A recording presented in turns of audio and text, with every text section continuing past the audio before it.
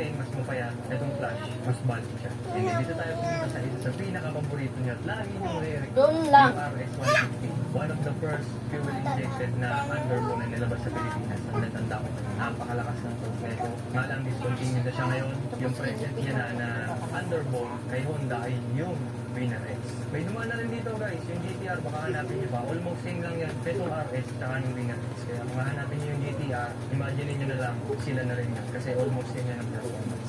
Dito naman tayo sa Ba't ang kukulit naman ata? yung merong pinakamalakas na torque dito sa lineup natin. Siya din yung 185cc sa lahat ng 150 and 155cc natin. Most requested nyo, kaya sinama natin ang SYM BF3i. Ito yung may pinakamalakas na torque. 7 Cute. Talaga namang bisto. Sa totoo lang. Most requested nyo, ayun na. Eh, lahat naman kita nyo dito guys. Lahat yan factory stock. Binalik namin sa stock. Yung iba kasi napalitan na ng mga mags. Pero binalik natin sa stock. Yung iba naka-setup, naka-throttle body, nakakarga, naka-ECU. Pero binalik yan talaga sa stock. So lahat na makikita nyo, factory setting, factory setting. Baka may magtanong pa. Baka may nabagong sprocket, baka may nabagong ganyan. Wala. Lahat na nakikita nyo, factory stock.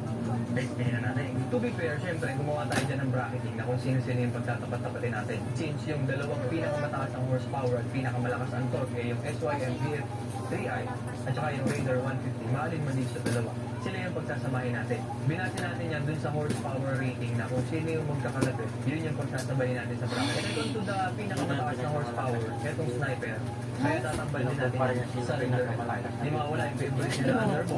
RS-150 versus Ang nalilikado, high blood ka. yung most underdog natin, Relax ka na. pinakamababa ang horsepower, Snare X, tsaka Ziploc. Pero yung bracketing natin, go na, let's go! Ngayon, siyempre, paano mangyayari yung karera natin? Pabilisan na meron ako dito. Meron tayong walong motor. Ngayon, siyempre, yung walong yan, maglalaban-laban. Dalawa. Yung mananalo, siya yung matitira. Tapos, siya yung magwawag dito sa winners bracket natin. Ngayon, siyempre, meron mga matatalo. Kaya labanin pa rin natin yun. Let's say na natin si 1, 3, 5, 7. So, maglalaban-laban sa losers bracket. This is 2, 4, 8, winner din sa loser's bracket. And after that, may chance pa rin na magpapit yung winner, loser's bracket, dun sa winner, ng winner's bracket. Maglalaban pa rin sila. Then, tingnan natin.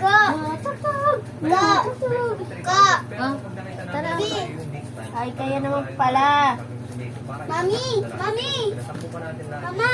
Ay, dad, baby! Walang yung video, sayang naman. Baby, mama ako. Kaya kung masayang yung oras nyo guys, 400 meters yung... Doon sa likodan. Didi, didi. Doon. Didi.